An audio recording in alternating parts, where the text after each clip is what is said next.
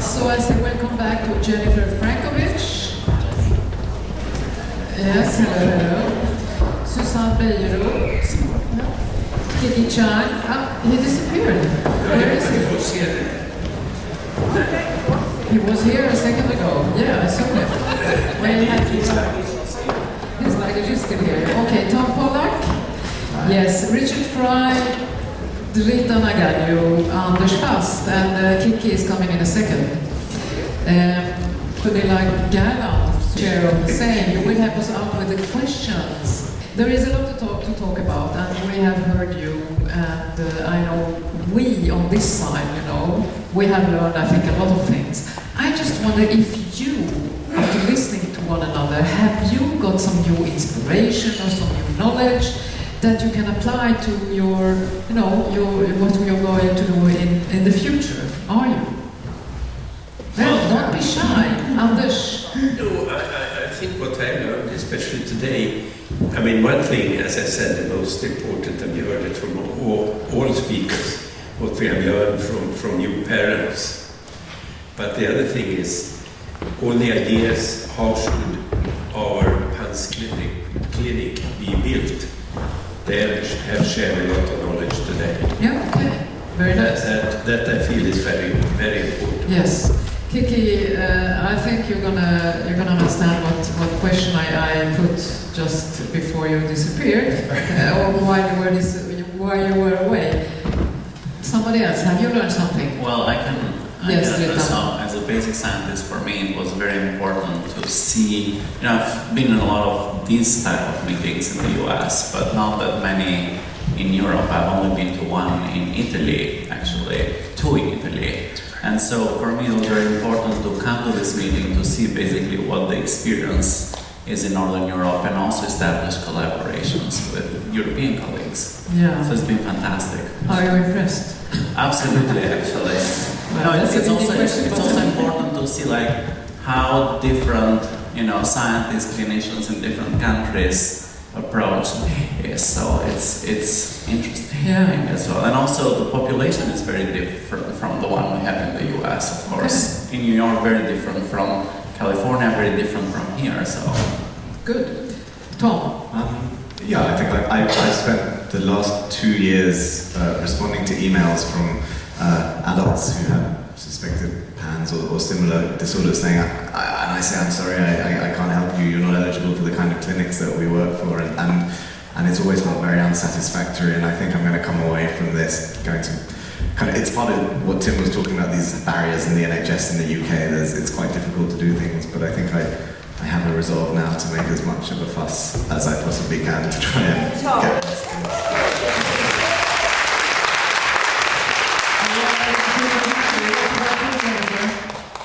Oh, I learned a lot. I mean, one thing that I'm very grateful for is this incredible effort that's going on in Europe and in Sweden.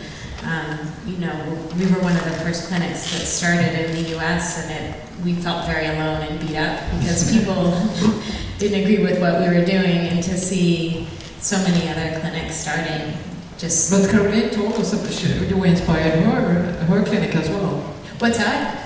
Caroline Grumark said she referred to you and what she learned of you. Oh yeah, right. Well, yeah. I mean, we've learned, you know, a lot, but now it's nice to not be alone and to see so many people doing this, and the absolute dedication of the clinicians and the scientists. So we're grateful to have partners now. Very good, Susanne. I don't know where to start. Okay, take just one. Yeah. No, it's really to understand, to see it from so many different perspectives, actually, and to me, who was quite early out with it, and how rare I thought it once was, and now, and also I understand I'm in the middle of a paradigm shift, and it's really moving. Yeah. So reinforced, empowered, maybe. Richard. Yeah, I was one of the things that I was very glad to see is, yes, how many different perspectives there were and how many different people are looking at it seriously from different viewpoints, but also how those people are taking it seriously in a very scientific way. rather than a descriptive way. And I think that's what's important is going to move the field forward, is that we do the science and get the data so we can prove it to other people. Okay, Kiki, you understood the question. What have you learned here the last 2 days? Sure, yeah. No, I echo everyone else's comments. I think it's been wonderful to see that. I wish this was 8 years ago, so that when Jenny and I were trying to figure out what to do, we could have, included the whole globe rather than the U.S. I think it's very important. But the similarities are incredible between patients and patient stories and things like that. The main thing I took away from all the speakers were the huge concentration on immunopsychiatry, which I think is fantastic. Which I may be biased, but in the U.S., at least where I am, it's not as interesting, or as people are not interested in that. But in my mind, something is only called a psychiatric illness when we can't figure out exactly what's causing it. But everything is biological, and we know that there's something causing it. So it's only when we can't find out that we call it depression or OCD or not. So I love that concentration. But with that in mind, I'm surprised at the relative, that people don't, like for example in Sweden, that corticosteroids, oral corticosteroids are not used as frequently, or in the UK that the IVIG is not available. So it's interesting to see these differences across countries that really affect treatment. And I think it's something that needs to be looked at very carefully. Okay, good to hear that you didn't waste your time. Okay, Gunilla, now you have all the questions that were incoming. You have been clustering them. Yeah. Thank you. I will just say something first about, I collected the questions yesterday and then today after lunch, and after that we couldn't look at any more questions. So, and I actually declared that. And I also have gotten the question from some people, why can't we ask direct questions? Well, I think we can't please everyone, that's just for sure. And it's also a thing that people are generally not very good at posing their questions short, right? So one question may take 20 minutes, and that's a shame when we can't have that many questions. I think can you hold the microphone? Oh yes, sure. All the questions, also, not all, but some of them were very similar, so I tried to cluster them together. So, with that said, I also want to just point out that several questions had to do with those who are from parents where to turn for help for adults. Well, I have to say this is an international conference, and it would depend on which country you live in and how it functions there. So we can't have that very, very specific questions. We have tried to generalize the questions, and some questions will be for many of you to discuss, and some will be directed for a specific person, and others can chime in. We also from professionals got quite a few questions about dosages and treatment, but I think you will have to take personal contact with someone for that. I don't think it's of public interest, and I think it would depend on many things what dosage you would give in a certain treatment. So, with that said, I would like to start with a very general question. The terminology has been up here. So, autoimmune encephalitis. Is there really a difference between autoimmune encephalitis and then someone suggested striatal, I can't pronounce that, sorry, encephalitis?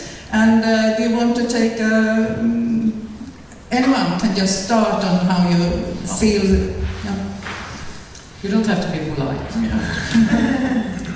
Well, I think there are different terms to explain similar interrelated things, and I think that's the big challenge is the PANS, PANDAS. Those are more clinically descriptive diagnoses, whereas the autoimmune encephalitis, striatal encephalitis, which I like, it's nice and specific for what we think that many people with the presentation of PANS, PANDAS have.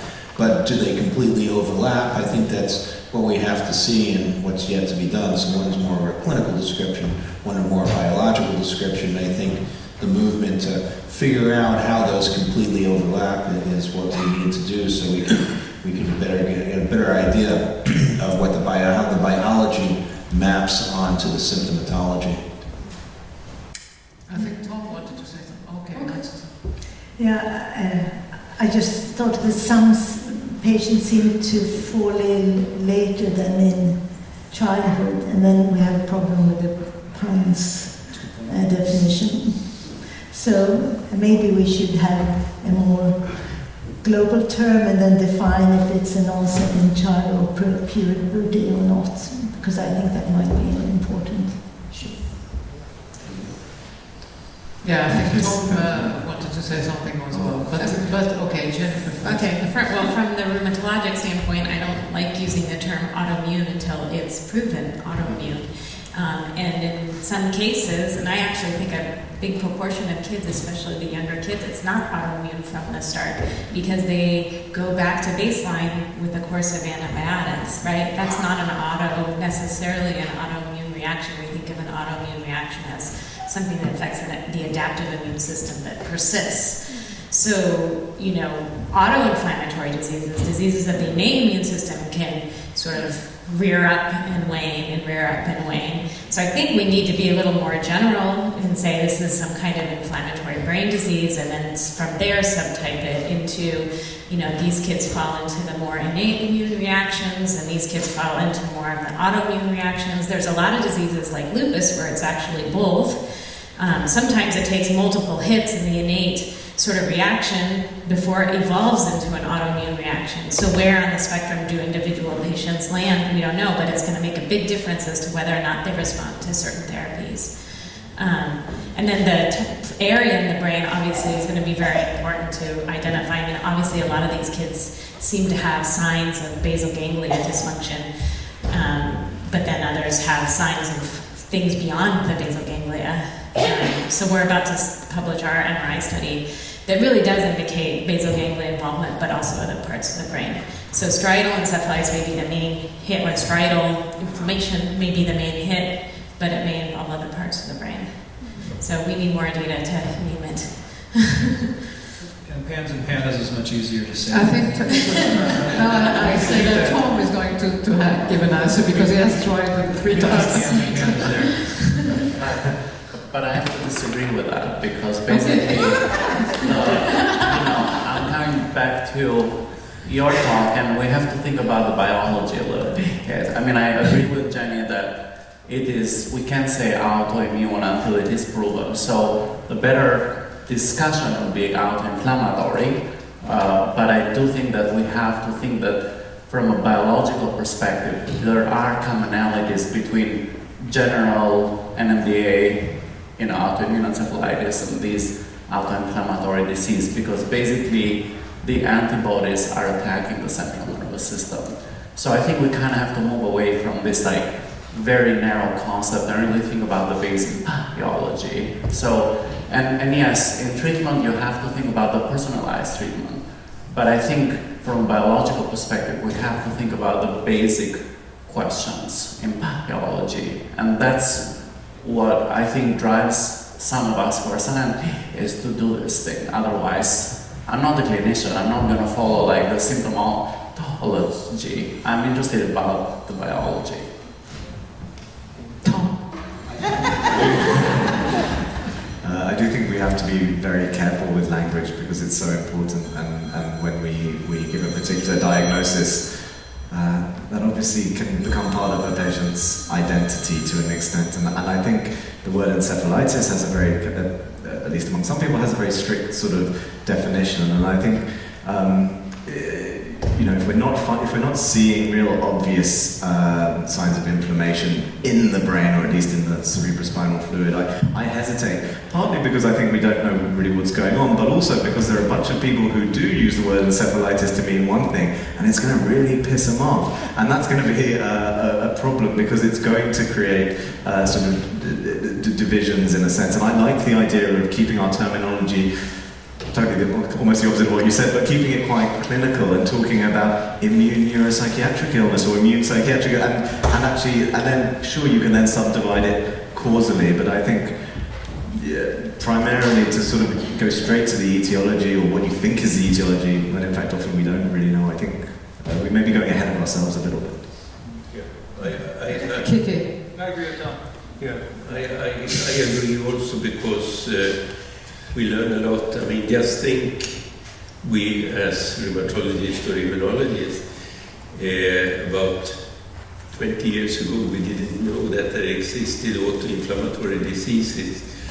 And after that, we have maybe 30, 50 monogenic disorders, new disorders during that time. And some of them certainly go with inflammatory symptoms from the central nervous system. So there is much to discover, I'm quite sure. So keep the umbrella term for now, I think, as someone said, it's easy to say. Okay, thank you for that discussion. I told you I clustered the questions, and of course I have a big cluster about treatment, but I'm not going to do all of these questions at the same time because I want to involve everyone. But since Jennifer mentioned antibiotics, I think we can bring that up in a natural way. So, how do you view antibiotics as a treatment for PANS? And we can start with you, Jennifer, and others can chime into that. And prophylactic antibiotics, do they have a role in PANS today?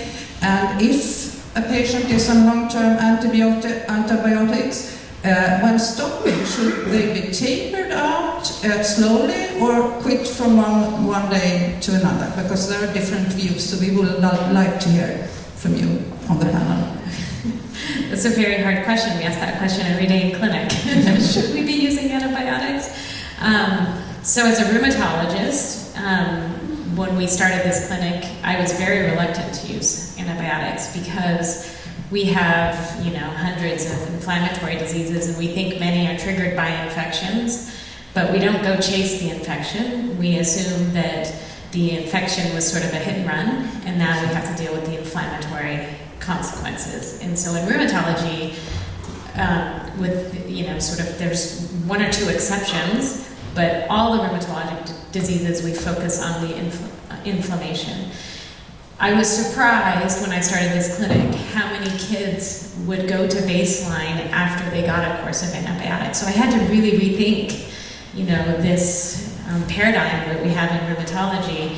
And I guess we have to go back to acute rheumatic fever because that is the one inflammatory disease where, you can prevent relapses with antibiotics. So in our clinic, we work very hard at sort of looking at the family history, looking at the exam, getting a good clinical history of the patient. Was there migratory arthritis? Were there any signs of acute rheumatic fever? And in those kids where it's very suspicious, even if it's very difficult to prove, even it's in the Heimskria, but those are the kids we absolutely keep on penicillin. And it's because we've learned if you don't, they relapse with their next strep. That's a subgroup of patients. There are other patients that are more primary progressive that really do feel like it's an autoimmune disease, and we don't necessarily use antibiotics in those kids, especially if there's no indication of acute rheumatic fever, sometimes create a family history. And then there's the kids in the middle that we're not sure which group they fall into, and we struggle with them. In terms of how long to do the antibiotics, if it's a very severe case and it's highly connected to acute rheumatic fever syndrome, then we tell the families lifelong penicillin, just as you would if they had rheumatic heart disease. If it's a child where it was not a severe episode and it goes back down to baseline pretty quickly, but we still feel it's highly connected to acute rheumatic fever, then we will do penicillin for 2 years because that's the guidelines for post-streptococcal arthritis. And many of these kids have the same form of arthritis, so it's a very accepted sort of time frame. We never wean antibiotics, there's no point. It's just you decide that you're gonna stop. But then you also watch carefully, and if there is a relapse, then we go back into the sort of evaluation. So we said that even the other speakers could chime in, so yeah, we will take Kiki after, but Tim probably wanted to say something. So I think we need to think about it in terms of what we're doing with the antibiotics, what they're actually achieving. So what I do is I give 2 weeks of treatment. Now that's an antimicrobial phase of treatment, and then I have 4 weeks of prophylaxis. And in those 4 weeks, if you look at the kinetics of what would happen to an antibody, it should come down to about 10% above its baseline within those 4 weeks. But the antibiotic during that time is also having an anti-inflammatory effect and a psychotropic effect. So you're actually controlling symptoms during that phase. Now, if there is a child who has other comorbidities, for example, celiac disease, you need to make sure that you give enough time for those symptoms to settle as well. So you might need to prolong the antibiotic course while those symptoms improve. And also the other thing that you need to think about is that different countries have different phases of diseases during the year. And sometimes you might want to front load your treatment during the winter months to protect the child and then give them more recovery time during the summer. But it's really important to address each child as an individual and make sure you tailor treatment to their needs. I think you wanted to. I was actually going to reflect back to what Tim said in his presentation about the anti-inflammatory effects of antibiotics. And I do think that, things like azithromycin, amoxicillin, clavulanate, even clindamycin, those are very strong anti-inflammatories, and that's been studied really well. So I often wonder in my patients who, after there's no signs of infection and they're being prophylaxed, but then you take them off of the antibiotic, I get this question all the time, and then they relapse fairly quickly.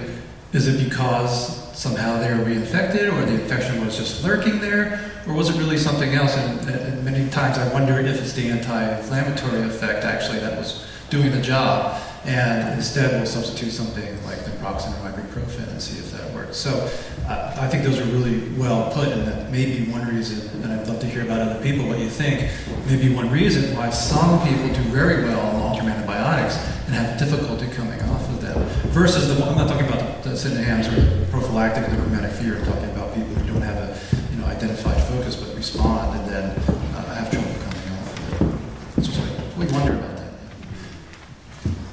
Anyone else want to? I would just adding to what others said, some of the persons are put on azithromycin, for example, and that's a typical example of something that is both an antibiotic and an anti-inflammatory drug.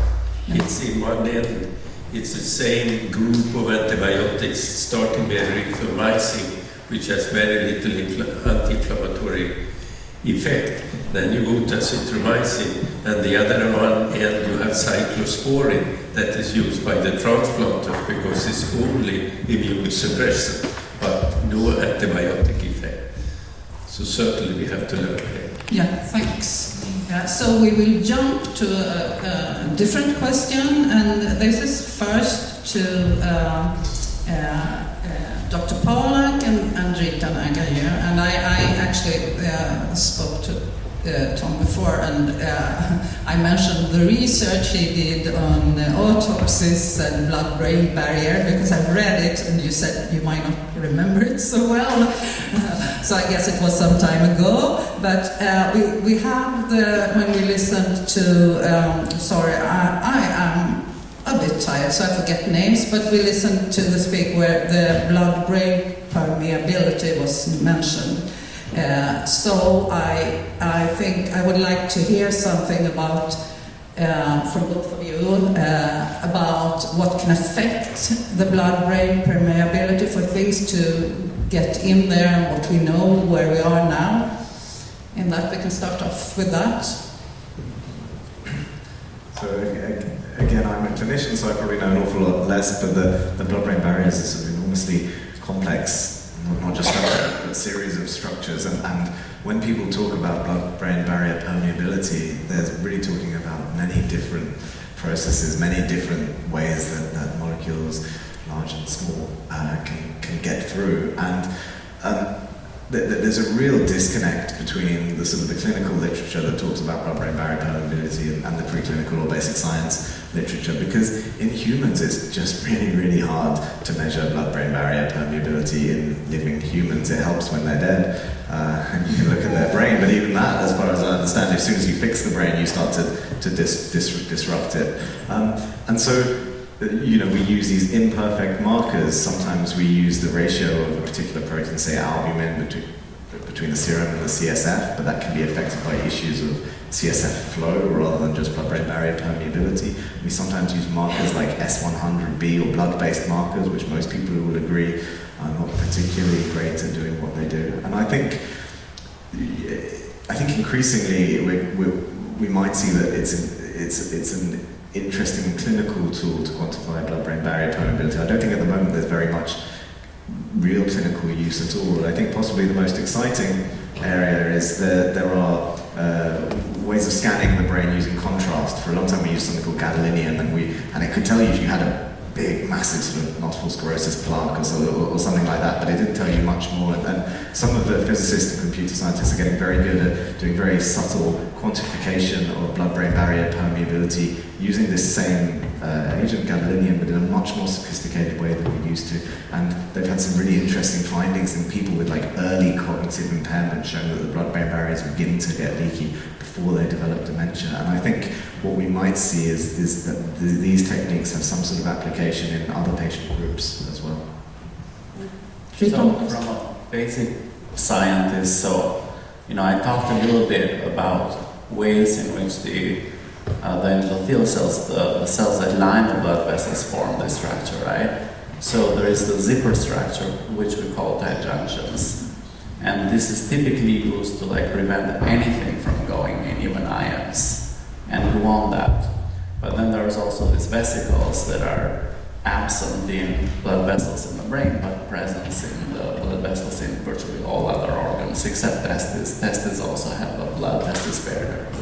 But basically, you can think that different inflammatory molecules will affect these two structures very differently.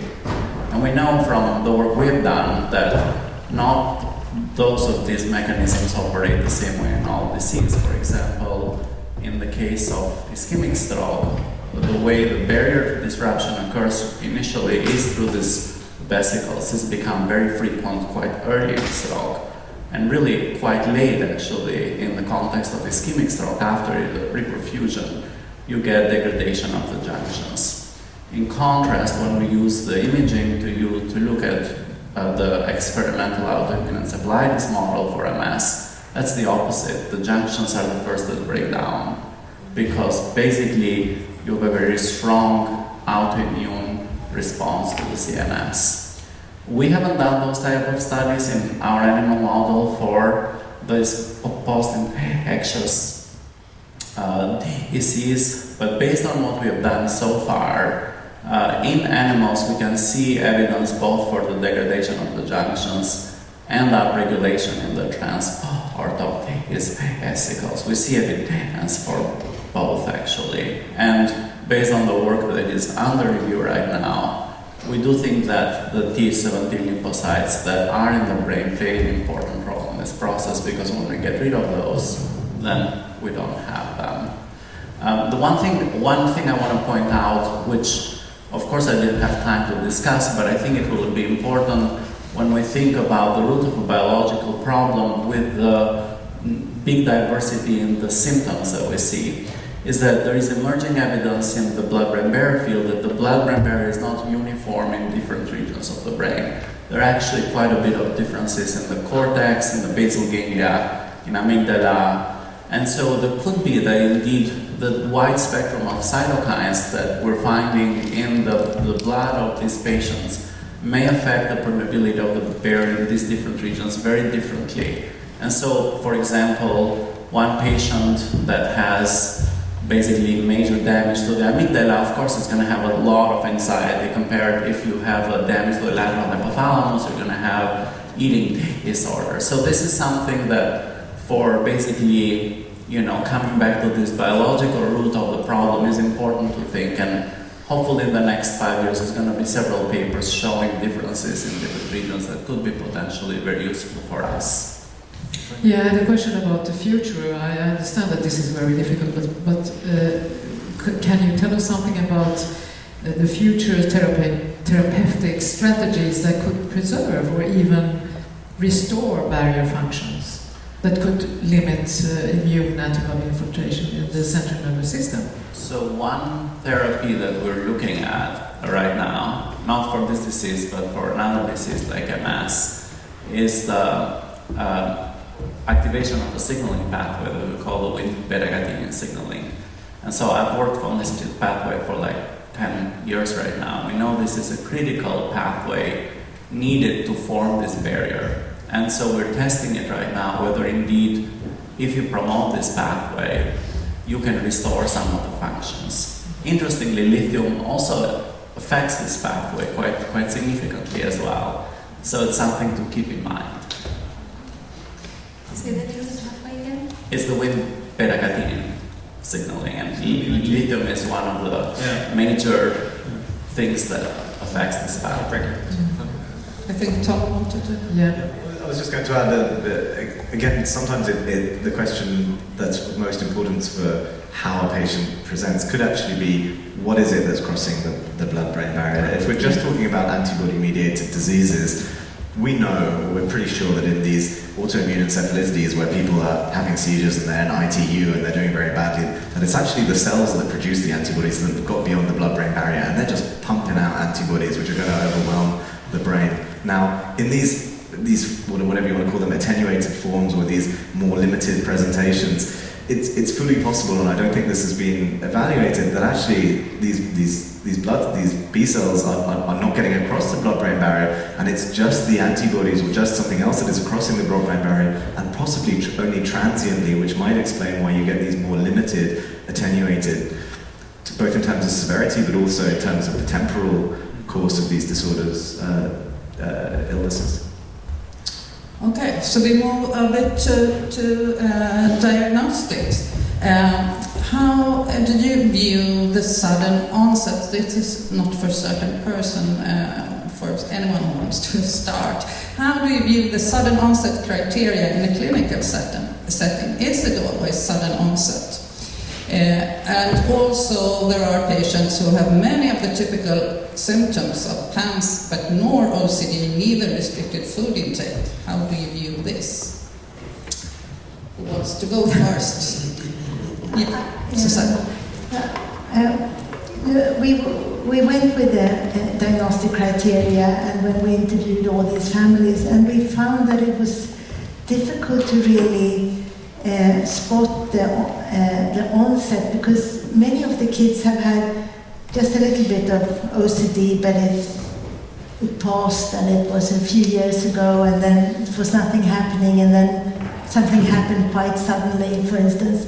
And when was then the onset? And I know there's a citation by Sigmund Freud, who said that when you interview the patient about obsessive compulsive neurosis, that he said the onset always earlier and earlier. If you speak to them, they remember, well, it was even earlier. So it's difficult, and and what is sudden? Is it 3 days, or is it 1 week, or even 1 month is quite sudden in many ways. I think it's difficult. And then I never in my life would think that self-harming behavior was some kind of inflammatory, disease. But with this patient that, which I talked about in my speech and who was here, she just came in the study as a controlled patient, and nevertheless she had responded fabulously on IVIG. And if we were saying that it would have to be OCD or eating disorder, she would never gone into treatment. And here, so it's difficult. I can comment on what you said, because yes, it is very difficult. Of course, we know it's artificial, right? There's nothing that says 72 hours or 48 hours, but it's a necessary evil in a way at the beginning. It's kind of baby steps. We have to just make sure, though, that we don't sit there in those baby steps, because there's all these other kids out there we know that don't meet the full criteria that may still be in there, but it is dangerous sometimes to lump together, particularly for research purposes, so you have to remember the reason that this was done in the first place. was more, again, because of the controversy, to limit the controversy, to increase the possibility of getting a homogeneous sample so you would get a biological finding, or at least a sample that made a lot more sense and had similar treatment response. Having been doing this for so long, I know I look incredibly young, but I'm actually very old. Thank you. I feel bad. I like where they put me, thank you. No, you work well. But I think the idea is that, it's artificial. When we're talking about bipolar disorder, right, it became artificially 7 days. And if you look at the data that used to create that, it could have been 4, it could have been 5, it could have been 6. All those patients are very similar. It's artificial. It's not a week. It has nothing to do with the month or the moon. Actually, it probably is the moon because lunacy. But other than that, it's really just artificial. When we were called to the FDA to talk about bipolar disorder guidelines in kids, and they asked us, we have to test all these new antipsychotics that are coming out. What age should we test? Right? It was totally artificial. Some people said 6, some people said 12, some people said 7, and we weren't allowed to leave the room until we came to a consensus. And, Bethesda's very nice, but you don't want to be there for too long, so we had to all agree finally to say it was 10 to 17 years old. It doesn't mean if you're 9 years old, you don't have bipolar disorder, you can't be tested, or you can't use this drug. So we have to remember that these are artificial constraints on a very complex human organism, and we know their spectrum. But at the same time, you do have to take baby steps, so I understand the need for that. I don't have a good solution for that, but hopefully, as we continue to understand these whole spectrum, we'll be able to, look for more biological markers instead of relying on the clinical phenotype, so that will give us common treatment goals. I think that's going to be the way to go. So all the biological marker people, here is fantastic. Keep doing that, everyone keep funding them. So. I cannot by underscore. Wait a second. Underscore. Anders, can you wait a second, because I would like to give the word to Cynthia Capon. I agree. I think it also, the kids that have sudden onset will end up in your clinic, but the kids with more gradual onset may end up in my clinic instead. And then I think it's also the age group too. You might see younger ages. I see people that have had things perking along for a while. But I do think it's helpful to know to look for the sudden onset, because if I see that there's been a sudden change, then that really makes me wake up and do more of an assessment to see if maybe they have some other things that are reflective of anything. I cannot underscore what you said, Kiki.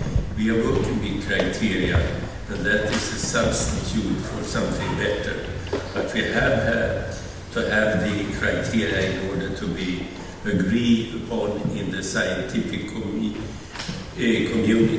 so that we study the same population, and let us say that this is a nucleus of the problem, and then we can make progress. I mean, we in rheumatology are used to the criteria.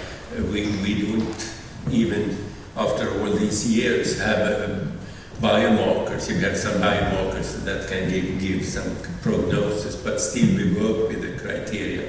But the effort is, of course, the whole time to find something better. Thank you. Yeah, so we take another question about diagnostics, because this question was asked by several people in different ways. It's the connection with Sydenham's Korea, and perhaps Jennifer should start here, because I think you were the one, several people mentioned it actually. But the question is it possible even to distinguish safely between PANS and Sydenham's Korea? And is it for pragmatic reasons possible, and if so, better to diagnose some PANS cases as Sydenham's Korea? I think right now, while it's still PANS is still controversial and we really don't know what the right treatment is, if there's signs of Korea, it should be diagnosed as Sydenham's Korea. But even among the movement disorder specialists that we consult, they're even confused as to whether or not we should call milkmaid grip. If that's the only sign, should the child be diagnosed with Sydenham's Korea or not? So I think, it's unclear where you draw the line, but I would err on the side, especially if the family history supports the diagnosis and the child has other clinical features like the migratory arthritis or the particular rashes or a nodule, that you should definitely diagnose it as Sydenham's Korea, because then you know what to do about the antibiotics, and you even know better what to do about the immune modulation. was that Anyone else want to add or dispute that? No? No? Huh? So we go on. I have lots of questions. It's about IVIG. One question, this was a cluster of questions, of course. We have heard you speak about doing studies and having a protocol for the study. At the same time, we have heard Richard Frye tell us that you have to individualize both the dosage and the time between treatments. So that's one question. How do you take that into account when you design the study, and should you take that in account? And then, of course, I think some doctors in the audience asked for how long should we go on. You answered that a bit, I think, Anders, but if the child is very small and needs repeated IVIG, should we just go on the lifetime here? So that's sort of the question here, and who wants to start? Should I start? If we do a study, then we cannot individualize. That we should learn from the study. So do the study first and see what response.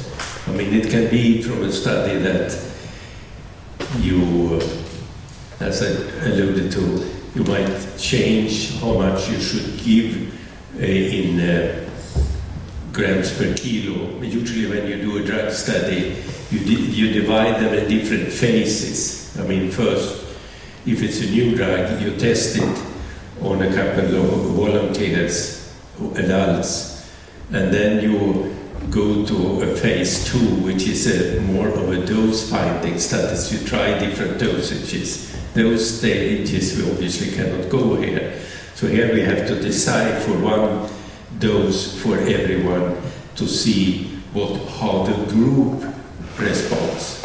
That is to know that what we get from a drug study or from most studies, we see what results are for the groups, not for the individual patient. That is a conclusion the individual doctor should do from the study, what he has learned from the study, if he can individualize from that. And it might be that you come up with a second study or a third study where you change something in the protocol and learn further on. What about the length, then? The length? The length, I think from the studies we have had now, that probably we should go on for the 6 months. But after that, what should we do after that? We should have some kind of offer to continue afterwards for those that needs that, of course. But is it for ethical reasons? Yeah, you could say for ethical reasons, but also for learning purposes. As we saw and others have seen, obviously there are a few that needs only one infusion, and it's like fantastic. You can't hardly believe it, but the patient is healthy again. Or you have the ones that obviously have more of that remitting. Of course, you can see a clear decline in all the symptom score, but they come back, the patient can say, over the last week before the infusion, or the last 3 days before the infusion, or the parents, see what's happening. Yeah, exactly. Do you have any other suggestions here? Richard, do you want to? Well, I mean, the one thing I would say, it might be possible to do a study where you adjust the dose. There's definitely, innovative study designs where you can, study how you could adjust the dose depending on the patient's symptoms and side effects. Although those are more complex to interpret, those clinical trials, and they're, more apt to have data that you can interpret. But the one thing I would say is that at each step, what I always advise is that you make sure that you have some type of concrete measure of how the child is doing, so that when you adjust the dose, you can actually understand whether the child's getting worse or better. And then if you have to take a step back and go back to where you were before, or changing it another way, you have some type of concrete way of knowing that the child's getting better or worse. And that's the type of thing that we try to do, is to always, get some type of data point so that when we change anything, we know which way that we're going, because it's not a simple process. But should it be given aggressively, from the start? Because I understand that in Sweden there are some cases that they were getting better when starting aggressively with antibiotics as well. For IVIG, we start more aggressively, that is at high dose, and then go to low dose if needed. But, again, in the US, it's, in many ways, it's based on in what insurance will cover. So we don't always have a choice, unfortunately. And you can always go from high dose to low dose, but it's hard to go from low dose to high dose. And so if you have a choice and you're not sure, I always start at high dose, see how things go, and then move to low dose. I agree, going with 6 months is usually what we do to look for any improvements or to consider, changing the dose. But usually I think you have to give it a 6-month course in order to really get a feel for whether it's going to work or not. Like Anders Fast said, shall we go on with the... Can I just say that I don't agree, because I feel this is clinical practice. This is not a study. And Kiki, a short thing about this, then we move on. Well, I'll just say, given the open data that you guys are presenting, you're seeing results by 1, 2, 3, and so would there be some kind of consideration that the third week, the third treatment, by then, would you be able to make a decision? Because looking at all the open data, it looks like by then you should be able to tell whether or not they're starting to respond or not. Yeah, from clinical practice, at least in neurology, you're absolutely right. We usually want to see by the third treatment, you want to see something. But then if we don't, we always kind of give it a little bit extra. We say, well, we'll go at least 6 months before we, call it quits. Yeah, so we go on. I have some questions about symptomatology, and actually I'm a psychiatry nerd, and I have a special interest in delusional misidentification disorder. And Susanne knows this, and we never mention this, but we have seen quite a few kids in Sweden with PAMS who has Capgras delusion, for example, which is, for if not people know about it, it's a delusion where you believe that people you know, your family usually, have been replaced with a copy of that person. There are other misidentification disorders. I will not go through them, but I think often when parents tell us about them, they don't know it's a known disorder with a name, right? So this is just a strange behavior. But I am curious if you have seen this in your practices, in PAMS, and of course you probably have seen this as an adult psychiatrist in Psychosis, Tom. And I also, since this is related, it's linked to dementia, like Alzheimer's, I wonder if that could be some little part of the puzzle when it comes to disease mechanism. So that's my question. Who wants to start about one of the side? Yeah, please, Tom. Yes, it's an amazing sort of symptom. This belief that someone that you know or love has been replaced by an imposter or some sort of body double or something like that. And I think it's often potentially associated with violence, and because obviously, what would you do if there was an imposter taking the place of your mum or whatever? But I think traditionally, when Capgras first described it, or at least in the early days after its description, it was regarded very strongly as a sort of marker of an organic etiology, and like say visual rather than auditory hallucinations, these delusional misidentification syndromes were thought very much to direct the clinician towards looking for some sort of organic sign. And I think more recently, or certainly in my clinical practice, I felt that I would often see people with a Capgras type delusion who had what you might call normal schizophrenia or normal psychosis without any clear organic signs. And actually, I think there was a study by a fantastic psychologist called Vaughan Bell in the last couple of years, and he went over a huge amount of clinical records, and from what he could tell is that actually these symptoms were every bit, if not more common in the sort of the non-organic psychoses as they were in the organic psychoses. So I think it illustrates how what we think of as a red flag for an organic process might represent sort of historical currents and biases more than the actual reality of things. Well, I think we have to ask for it to pick it up, and I put it in my PNISI, so people who use it will not forget to ask about it. But it's interesting that it's such a common sign of Lewy body dementia, anyway. So what that means. Jennifer, I think you nodded when I asked, do you see it? We have seen it. Yeah, maybe several patients in our cohort. Okay, so I got to put this on the table anyway. So I will jump to a question to Dritan. You mentioned that we need new imaging techniques, right? If I understood you, we need So my question is, how will these come about? Who are supposed to develop them? Is such work ongoing? Is there something some of us here can do to make this happen, to push for it?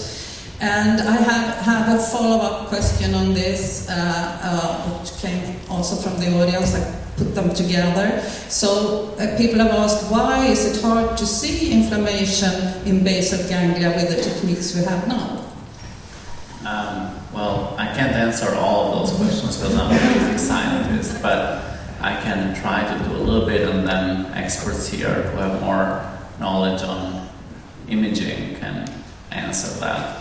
I think that Tom alluded that there are development in the gadolinium-based approaches right now that are becoming more sensitive to detect smaller lesions where there is blood-brain barrier permeability.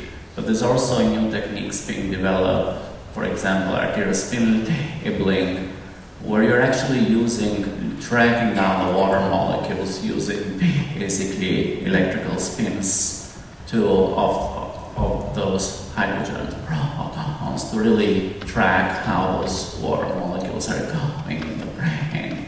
It's being used very successfully in the context of ischemic stroke. It's just that it requires a lot of mathematical processing, and so a lot of radiation experts, or basically radiologists and nuclear medicine experts, really need to come more on board. As the whole biology now is moving to computational systems approaches, hopefully that will become more easy. As far as I understand it is, even when you ask clinicians everywhere, it's virtually impossible in the US to use gadolinium for this type of disease because they're going to say, no, we can't use it in children. But I think some more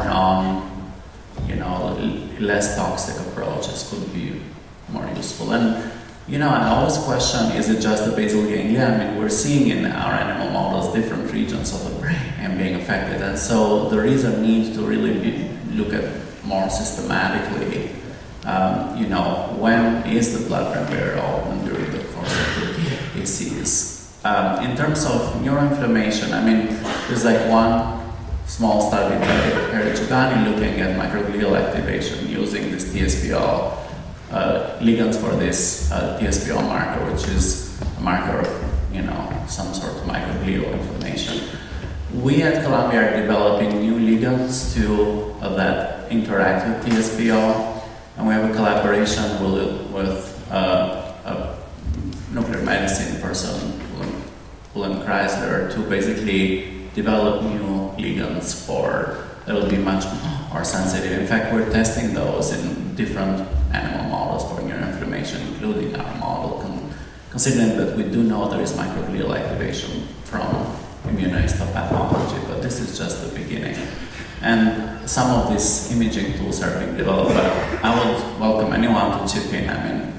I do think there has to be a push into this direction, and again, people need to be more comfortable to interact with other, modalities. But I know, for example, at Columbia, it's impossible because the radiation, the department is their own thing, and it's very difficult to coordinate with them, and it takes a whole arm. Even I'm in the stroke division, and even stroke clinicians can't get sometimes a radiologist on time to do imaging when it's really needed. So it's difficult. So you can be used very routinely, but maybe in the extreme cases, I don't know. Other people can chip in here. Yeah. There's MRIs that I might want me to get when I'm considering PANS. Yeah, so we do MRIs on our patients. And as a rheumatologist, I actually do order gadolinium on our patients. And there's no kidney disease. It's clinically not a problem. This is how we look for vasculitis and other inflammatory processes. But so far, we haven't seen that the gadolinium has revealed anything significant, but we haven't shared the data with people that study the blood-brain barrier, so I would be interested in learning more about how the gadolinium. Have you talked with MS clinicians? Because those are the people that see this all the time, right? Well, we did, to get back to your other point about, water diffusion, so we have done the DWI, and there is pretty significant changes when you look at a group of PANS kids compared to healthy controls. So on an individual level, we can't use this technique to diagnose it, but on a group level, you can say that the group is different than the healthy control. So it goes to validate, the clinical criteria that there's these microstructural changes in the basal ganglia and other places in the brain, but again, not on an individual level yet until we have better sort of parameters for what is normal for children. And actually, one thing I want to say, sorry, but just one point I want to make is when we compare, for example, our animal models of stroke, MS, and this, the degree of blood-brain barrier damage you see in stroke is high here, MS is here, and then this one is sort of here. So there is barrier permeability, but it's not to the same degree that you get in ischemic stroke or MS, absolutely not, at least from our animal studies. That's helpful. So, yes, Janet. I was going to add some thoughts to this conversation. The question is actually two parts, right? What we can do. Am I not on? I'm yes, on. no. The question actually is in two parts, right? What we can do in the clinic now that has clinics in what's in the research pipeline. And I think we can develop a lot on both ends of this. So in the clinic now, we have MRIs, which are really important to exclude other types of diseases where there are established treatment protocols. But it's mostly focused on structural damage, which we're very seldom seeing in these cases. The FDG PETs that we've been doing are actually, I think, really underrated. Everyone's looking for new PET markers, but the one we have is actually pretty cool. And we're working on protocols to reduce the amount of radiation, right? Give much smaller doses of glucose, which would allow repeated examinations, especially in young people where you really want to reduce the radiation dosage. I think we can do a lot with the clinical tools we actually already have. And then, of course, there's all kinds of stuff in the pipeline that will be interesting in the future, but that's a lot more work to get it into the clinic. Thank you. Thank you. So I will move to two questions, quite different, but that I know are of great concern to parents. So several parents have asked them in different ways. So we can start with Susanne Bejerot on this, because your case showed this, that there was the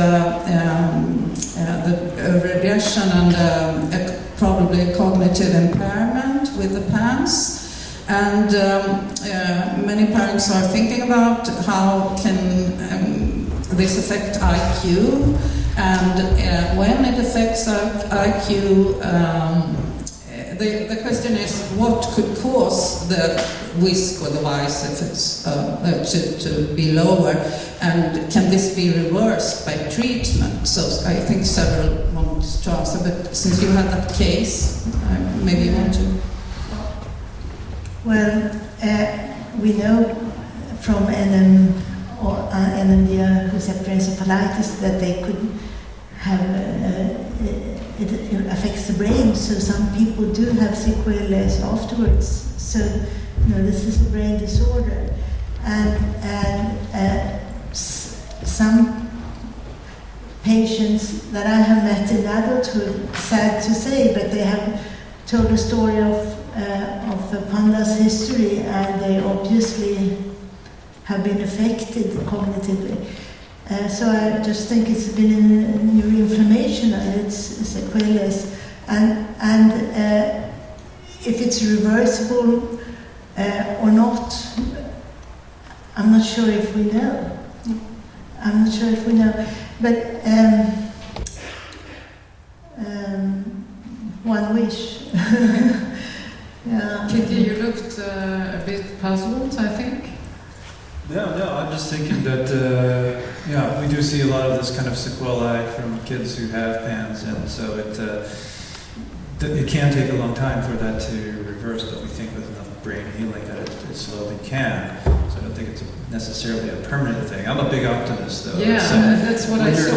When you're working with kids and you're seeing brain development, with adults, though, it's too late. We're all going downhill right now.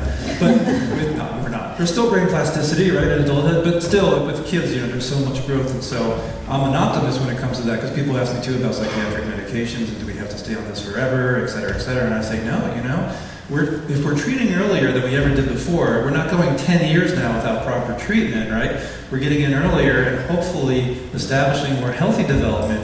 If we can support that healthy development, again, I'm optimistic that then we can see fairly return to a normal baseline to some extent, So but it's as Susan said, we are not sure. Right, but clinically that's what we do see sometimes. And I've been, since I've been doing this for 300 years, and I've seen some people get a little older and actually be able to come off of some of the medicines and things like that. So I'm optimistic. Not everyone, of course, but there are some.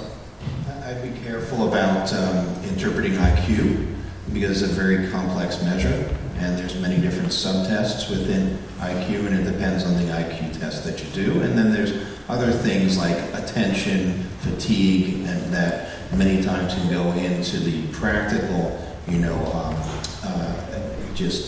ability to complete the tests properly. So it's a very complex test. So, because an IQ has dropped after something like a PANS flare, there's many reasons why that could happen, and you need somebody to identify what that is and address that, rather than thinking that intelligence itself has decreased. I absolutely agree with you that the test result is not enough, but it's when you communicate with a person and they realize that they have dropped or lost. I think, one wants to communicate only the optimistic things to parents, but I think it's also, 30% of the patients with schizophrenia have a cognitive level of dementia, and these are, so we know they are brain disorders, and we don't really know how to delineate PANS from all other things. Michelle want to say something. Michelle Newby. I just wanted to talk a bit about the IQ, and this is anecdotal, but we've seen a number of children in our clinic who have had, during exacerbations, they have significant cognitive decline, and they've had some psychometric assessments during that, and they demonstrate, based on IQ, significant decline, and then some of those have been followed up at baseline, and what we have seen with those kids is that virtually all of the areas come back to a nice baseline, but processing speed and visual spatial are kind of, they're not as bad as they were when they were in the exacerbation, but they're not back to baseline. And it would be a really interesting study if anybody wanted to do that, but yeah. Okay. One more answer maybe before we go to the next question. Yep. Yeah. Yes, I also want to be optimistic. And actually, what is missing, we don't really know about the long-term evolution of PANS, so that what happens, let's say, within 10 years or 20 years. But as far as I know, we have no indication that PANS is a neurodegenerative disease. I mean that nobody has shown that by repeated lumbar punctures or by repeated measures by using CMOA quadrix looking for neurofilament and different peptides, that there is like an increase of those in a similar way as in dementia. So in this way, I would think that, and that is how I think that. I still think that it is a software problem. And it's a software problem, and if there is a virus and the software is not working, the computer is not working. But the computer is still the same, so there is no more damage in the brain tissue itself. But the brain does not work until the synapses work and the software is working. And when we are talking the software, I mean all the synaptic connections and all the transmitters and so on. But is there some evidence that it is a neurodegenerative? As far as I know, there is no evidence. Thank you. So, okay, yes, a short comment. And maybe some other people can, because it's a very important question. Okay. I mean, it's a very important point that is critical for, I think, a lot of the patients. To what extent, if you don't treat it or if you treat it poorly, are there long-term permanent damages? And I think this is critical. I can't comment on the human stuff, but at least in the animal models, what we know, we have done this, is that, I showed that basically when you get these repetitive infections with group-based strep, you get a boost of these 17 T cells in the brain. We followed animals 45 days afterwards. Those T cells are still in the brain. They're kind of ready to go whenever you get a recurrent infection. One thing that we do see is that some of those initial damages to the synapses get restored, but we haven't measured function of neurons in the long term. So, it's still an open question to what extent, is there an irreversible state, and some other people comment. I still think it's an open question, to be honest with you. Okay, I think because we need to move on, and we have already established that there are many differences here, so in disease course, and so we can't just answer that with an easy yes or no, as so many other things. Another question that many parents are thinking about, and probably some professionals too, are genetics. And what can be said about being predisposed to developing PANS? How much do you think siblings of PANS-afflicted kids are at risk? And should they be watched more carefully or treated more rapidly if you see a sign? And for the ones who have patients, do you see families with several children with PANS? And I have a follow-up question here, so you can take that too. And it's we had a lot of hope 10 years ago in genetics in general, and it didn't turn out to be what everyone hoped for. So is there, do you think that there is some promise in genetics and the research in PANS? So these questions. Do you want to start, Jennifer? Sure. So in rheumatology, there's a handful of diseases which are highly genetic and run in families, things like spondyloarthropathy, and you do watch out for this in family members, and you always ask about the family history, and acute rheumatic fever is another example. PANS is probably the most dramatic example of a disease affecting siblings that I have ever seen in my career. And I don't know if that's because if the genetic loading, or also because of the epidemiology, what's happening with infections, and that when one child is affected, that because we think it's infectious triggered, that there's a high chance that another child in the family is going to be affected. It has been such a sort of primary issue in our clinic, having siblings deteriorate, that we've moved more towards a family-based model. At every clinic visit, we're asking about the siblings, and we're also asking about the parents. We're asking about, okay, how's, the parents' joint pain? How's, anybody have any new rashes, psoriatic rashes? Anybody feel more emotionally labile? And when our PANS kid deteriorates, we go through the entire family and ask what's happening with everybody else. we screen everybody else for infections, and if there's another sibling that's maybe not meets PANS criteria but is starting to bubble up, we definitely try to jump on that. And something as simple as NSAIDs, or doing a throat swab, finding strep and treating with NSAIDs is good enough. So yes, involving the whole family and thinking about sort of the heritability of the disease is very important, which is why we did, the analyses of HLA, and we did find an association. There's clearly going to be other genetic factors in the immune system, and that may play a role in the severity and the number of siblings that are affected. Does anyone want to comment in the panel? Too early. Maybe we It's have, too early to know. because we have time for one more question, then we have to wrap it up. Yeah, I think probably we can do two. Well, it depends. Can you answer? I have one question for you. Kiki has to, Can you say, he's not, you have to go. I do, I'm sorry. can you say something about lithium having neuroprotective effects? That was directed to you. Yes, absolutely. Lithium has neuroprotective effects. I want that rock. Who had that rock? Who's the one with the rock? Were you the one with the rock, Janet? Take that from me. No, I'm a big lithium fan, as I mentioned, and I do think it's been studied, as we know, it upregulates a lot of neuroprotective, proteins, BCL2, BDNF, things like that, the prefrontal cortex, and it's been shown to preserve amygdala and hippocampal size in patients who are treated with lithium. We've found it to protect amygdala volume in our kids with bipolar disorder who were treated with lithium or divalproex.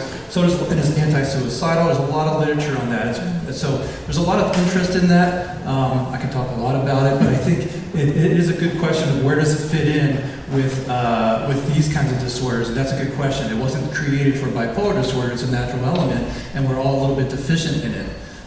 So I do believe that it bears studying, but we need to find out the molecular reasons for why it might be useful for the blood-brain barrier or for other reasons. So, but meanwhile, meanwhile, it's definitely an option, especially in people who have more of the cyclical mood disorders or bipolar disorders, even within the PANS cohort.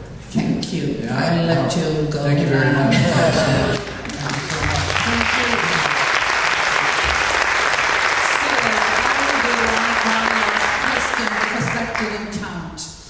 So one last question to the panel now, and this is a question I think is of joint interest to both parents and professionals.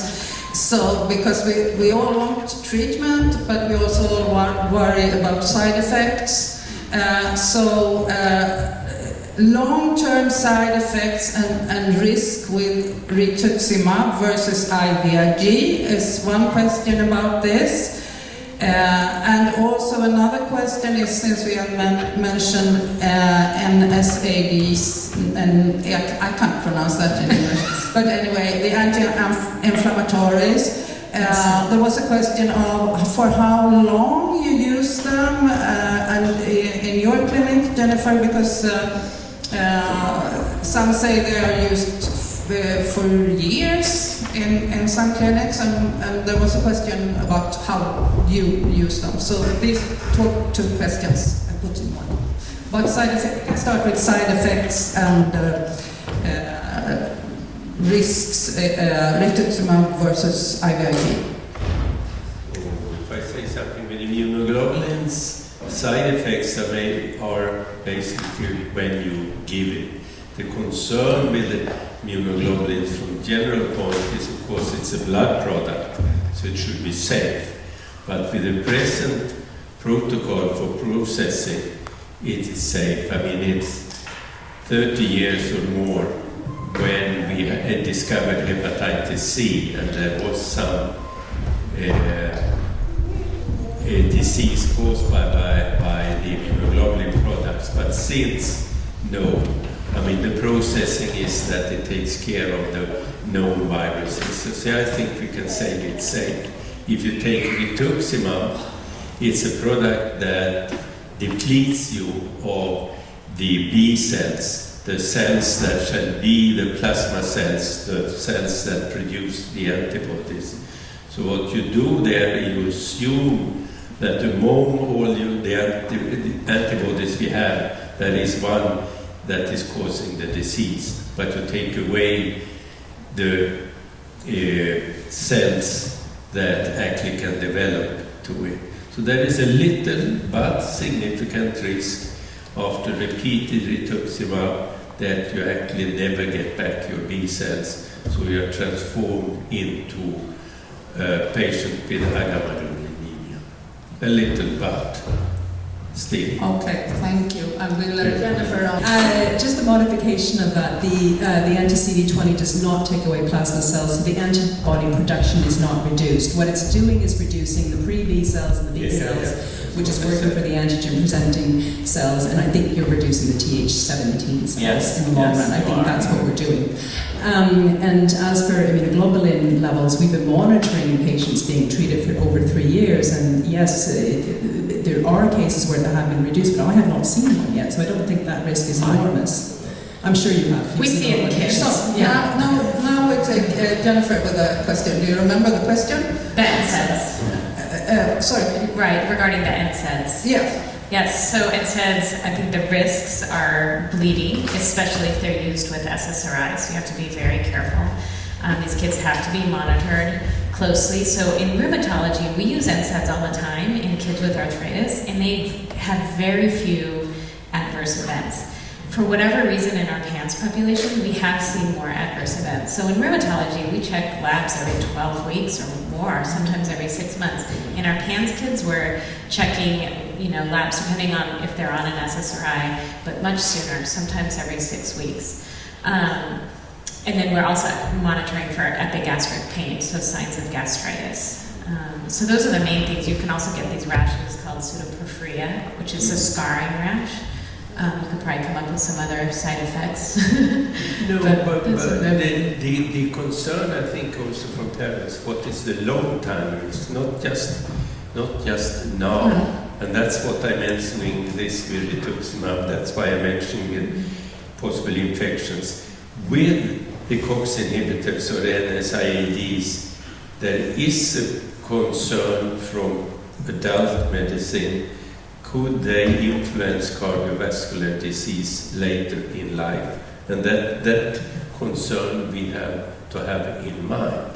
Yes, thank you. I'm sorry, I'm being very short. Could you say something about the course? The course, yeah. So when we've seen kids respond, they usually respond fairly quickly and dramatically. And in those kids, if they go back to a baseline, maybe we'll keep them on for anywhere between 2 and 6 weeks, depending on how long it took them to get to their baseline. If it takes a long time to get to their baseline, you don't want to take it off right away, right? If they get to their baseline very quickly, then you might want to take it off more quickly. This is how we manage juvenile arthritis as well.